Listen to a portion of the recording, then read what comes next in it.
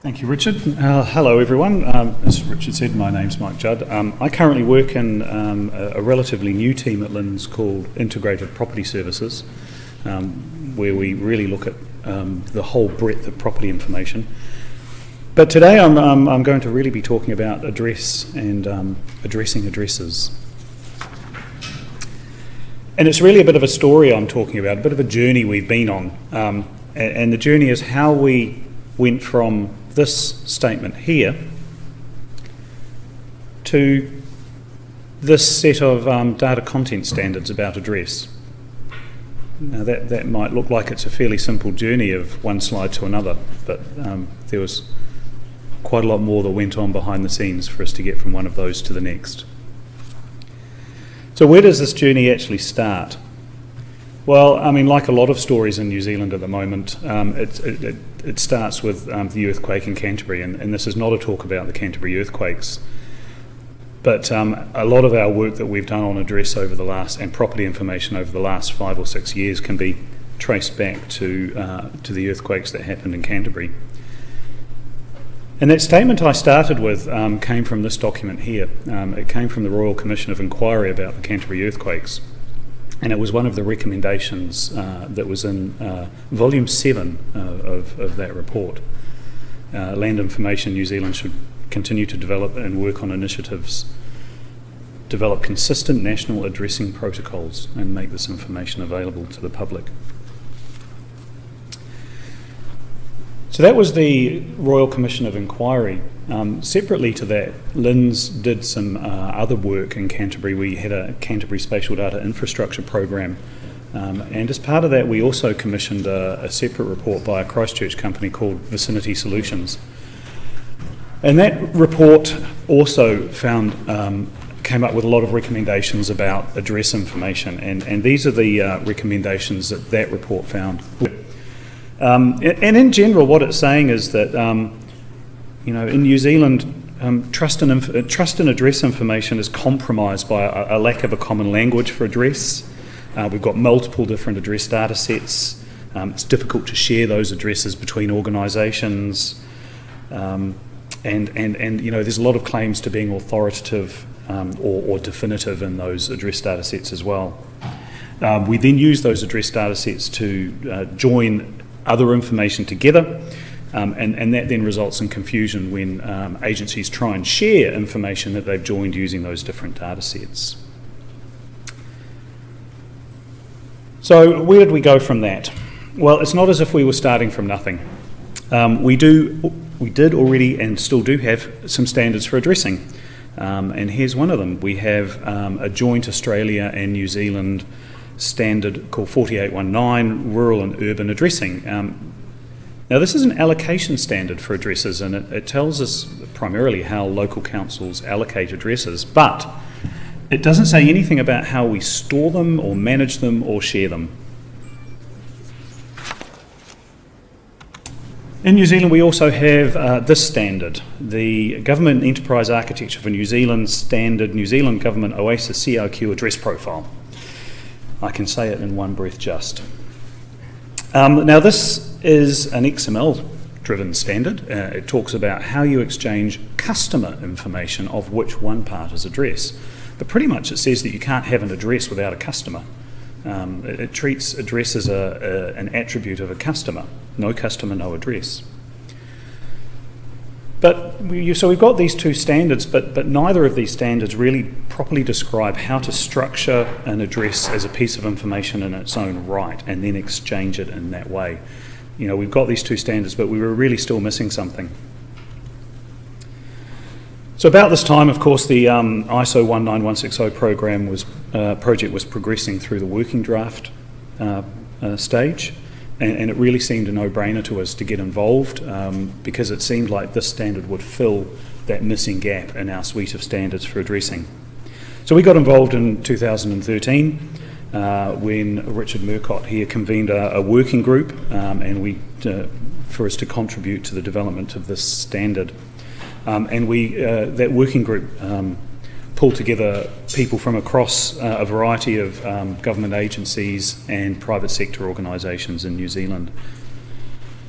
We also had representation on the editing committee through Richard Murcott and Stephen Desmond for that standard.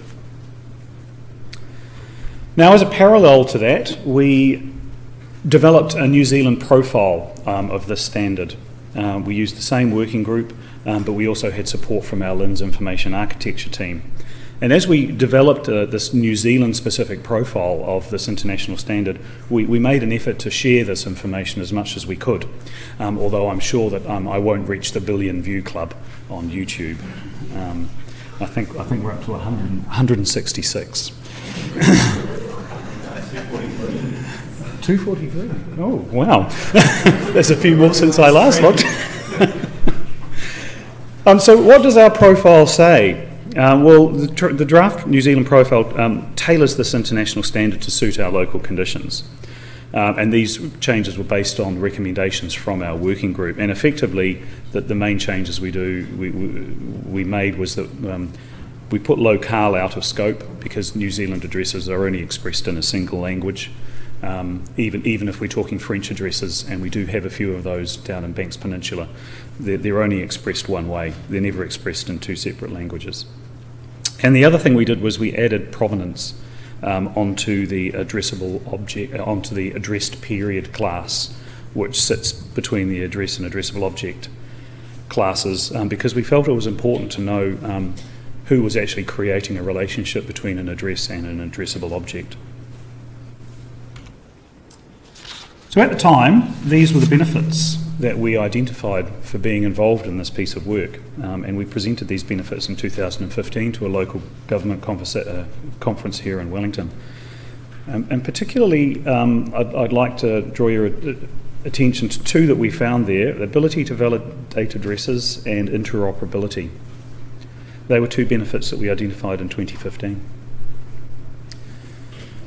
So where are we now with our address profile and 19160? Well, we've now got two implementations in New Zealand based on 19160 and our New Zealand profile of it. Now, it's important to say here that these implementations are really just based on 19160. We haven't done any conformance testing around these. But the first one is from Statistics New Zealand. Statistics New Zealand re-engineered their property data information. They created a new system with a property data frame, and that property data frame, the addresses in it are based on 19160. And I've been told that since they introduced this new system, their problems with addresses have declined substantially. The second implementation we've got is inside LINS with our address information management system. Now that's also based on 19160. What the LINS system does is it aggregates local council address information together into a single national data set. Now remember I said that we identified interoperability and validation as key benefits in 2015?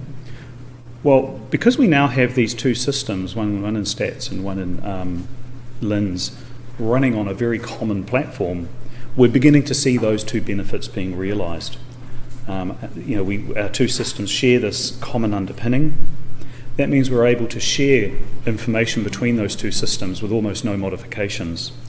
So we can reuse and share configuration files and share addresses and put them in and out of our systems with almost no modification whatsoever. So we're really beginning to see those benefits in terms of interoperability and validation. However, we were still working very much at the techie end of this problem. The standards are very much techie system solution-based standards. And two other pieces of work that we were doing in 2016 made us realise that we were probably still missing something in this journey with addressing. Poor quality addresses were still able to leak into these systems. We were still getting poor quality addresses in our address systems. And they were coming from addresses that we were capturing from customers.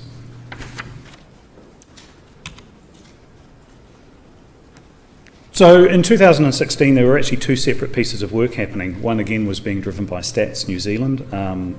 They were doing a review of their census structure and looking at how they captured census information. And they were looking for efficiencies in the enumeration of the next census. And the second piece of work we did was driven by LINZ, where we went out and actually asked government agencies how they were capturing and using address information. And we found that there were quite a lot of, there was a large lack of knowledge about how addresses were being used and what they meant when they were being captured by these agencies. So from that we came up with the idea of writing some guidance to help these agencies actually capture these addresses and to try and stop these addresses leaking into our addressing system. But of course we weren't starting from nothing. We had these standards that I've just talked about, and we didn't want to go and reinvent the wheel. So we made sure that the guidance we were going to write had a direct line of sight to these standards that we were already using. And of course we had to make sure that we set the scene. We had to know who we were writing this guidance for. Now this next diagram is a bit complicated, but the thing I really wanted to highlight in this diagram here is that top line, connecting New Zealanders to the services they need. The technical standards we have really sit at the end of that sentence, as the services they need end of that statement. Where we're now talking about is writing guidance for the other end of the statement. We're talking about New Zealanders now and making sure that New Zealanders understand addressing. And we had some ground rules, of course, like all good standards projects should have, and one of them was I drew all the diagrams by hand. So when you look at it, excuse my hand-drawn diagram writing. The other thing we did when we were writing our guidance was that we took a slightly different view on the address system when we were trying to decide what topics we'd write this guidance on. So the view we took here was we looked at a process of how an organisation captures address information and how that address works its way through their processes and into their customer address database. And then we pitched our guidance at the areas where they were experiencing the most pain with that process. And here's what we've produced to date. We mainly focused on three areas with this guidance, and the first one was a very general, what is an address? We found that when we talk to people, most people know what their home address is, but when you actually talk about how people use addresses, we found that really people didn't really quite understand where an address came from and what it was doing. We also wrote some guidance looking at what sorts of addresses you can have in New Zealand. And this section drew very, very heavily on the work we've done in 19160 and particularly our New Zealand profile, which identifies the components of an address and what sort of classes of address you can have in New Zealand. And the other area we focused on was validation of address. We found that there is a huge demand for validation services, but there's a general lack of understanding about what validating an address means and what it does. So we've written a section on validating addresses. And that pretty much brings us back to this data content standard, which is where I started off. We found in our conversations with Statistics New Zealand that they were trying to support their customers across government as well. And as part of their program, they'd committed to producing what they're calling data content standards for key statistical variables. And work they'd done identified that street address was one of their key statistical variables. So using our guidance, Statistics New Zealand have produced a 2-page summary which they are distributing to their customers and putting up on their website. Now that links directly back to the guidance we've written to help New Zealanders understand addressing, and that links directly back to our involvement with ISO191 Sec, which came out of the Christchurch earthquakes.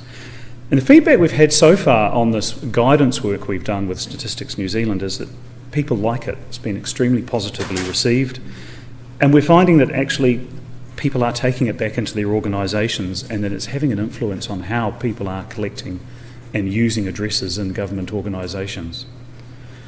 And surely that is standards in action. We've gone from a technical standard right the way through to users understanding addresses and how they're being captured. So the title of this talk was Addressing Addresses. So now we've addressed addresses, what do we do next? By having addressed our addressing problem, or started to work on addressing our addressing problem, that means we're able to take a slightly broader view now, and we're able to look at addresses in the context of property information. And when we're starting to draw connections between different standards and different parts of property information, how do we connect addresses in 19160 to information, cadastral information in the LADM, so that we can meaningfully connect information about a property? And, how can we take all this information and connect it so that we can draw a digital picture of a single property, extract those records for one property and connect them together, including addresses? And we've been working on a model which tells us how to do that, the Property Data Management Framework. And we've been looking at, part of that model, we've been looking at how we would frame property information, how we would categorise it and structure it to enable us to draw this view of a property. And you can see addresses are what we're calling a core piece of information. It's a very important piece of information, along with all those other core pieces of information in the middle, and they really describe what a property is. They're the core bits of information that we think we need to describe a property. Now, in the integrated services team in LINZ, we've gone through 6 months of strategic assessments. And these are the areas that we think we're probably going to focus on over the next couple of years in order to be able to take our addressing information and our other property information and really connect it up and come up with a really unambiguous digital view of a property, working in areas of open access, data quality, connecting the information together. And we also think there's a role for leadership here as well.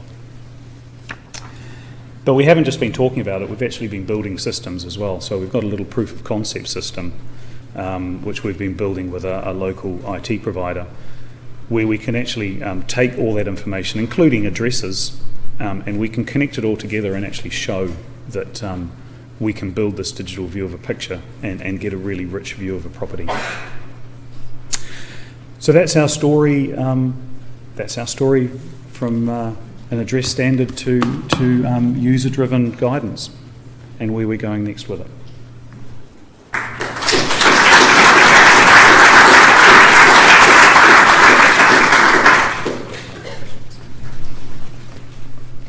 Apparently I've been too quick, which means you can ask some questions. Just perfect timing. We definitely like questions and discussion. The thing that I like about Mike's story is that it illustrates how we seriously need to understand all the components of these complex systems, information systems, and we've learned how complex that so-called simple thing called address is. And now that we've got a better comprehension, it may not necessarily be perfect, but we're certainly got a much better comprehension of what an address is, we can now better understand how to use it and how it fits in amongst all the other pieces of information, like the move into property information systems. So we've got 5 minutes for some discussion, and I welcome questions for Mike. Or any observations at all.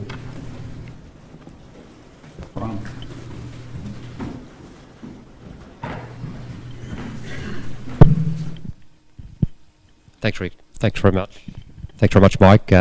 Address is something that's very close to my heart, and something we're working on very closely in the Australian government at the moment. Have you found through your journey a stronger link to digital identity through address? Was that part of your considerations in developing the address and how it might relate to digital identity as it's being defined and by, I guess, probably another department in the New Zealand government? By digital identity, are you talking the connection through to people and how people use addresses? Yes. Yeah. It obviously is part of the picture of addressing. We haven't specifically, this is a much more property focus, very much more at the property end of that use of address. How you would connect it and draw that view of the property. But yes, the address business case that we're currently working on in LINZ is very much also looking at the how people use addresses as well. But that's not work I've been directly involved in, and it's still a work in progress. But it has to be part of that picture. But this work was very much more down at the property end.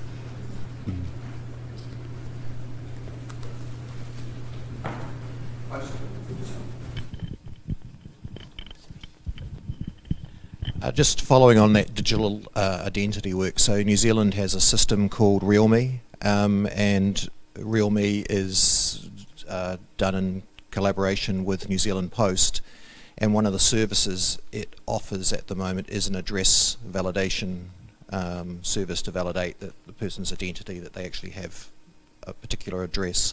So, but that's about as far as I know address being linked at the moment with our digital identity efforts. There is also, of course, the work that Stats is doing with their IDI, information data infrastructure, which is looking at using address to identify a person across government agencies. But I'm not involved in that work. It's sort of, there's quite a lot of privacy built around that particular project.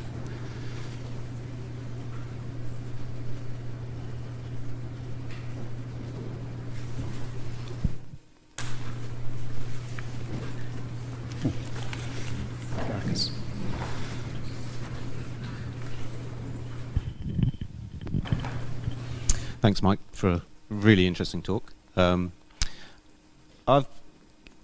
really like the way that you linked the standards to the people and the use and a better education of the intricacies of an address. I think that is the end game if we're going to really leverage the value out of addressing going forward.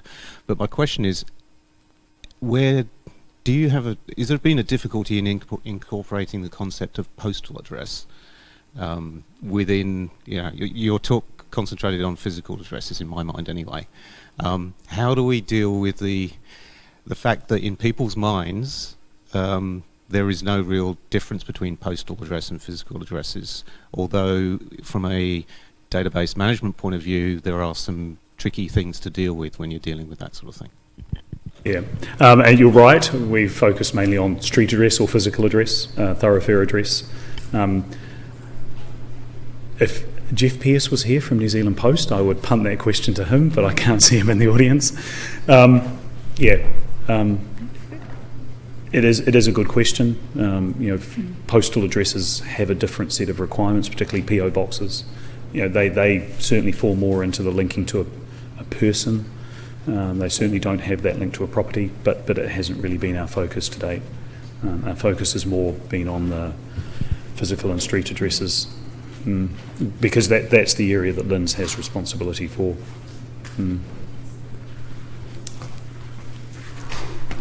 One of the innovations of the ISO standard was a formal way to identify classes of address. And then we took that idea down into our profile. So we've got a couple of classes of physical addresses. Now sometimes there are addresses that are not accessible via a thoroughfare, via a linear feature. They're just a house or a building at the end of a peninsula. You might get there by helicopter or fizz boat. And then of course you've got delivery service type addresses, which we typically call postal addresses. Well, they're identified as classes, separate classes of addresses, a couple of separate classes of service addresses in our profile. But to me, one of the most important things was, until we got to that point, we didn't have any sort of agreed formal semantic for just even having a conversation, dividing up the problem, and just understanding these nuances, these differences in types of addresses. And, you know, some people, lay people, will never need to know, hopefully. But when we're building information systems, of course, we really need to know intricately these details and understand these things.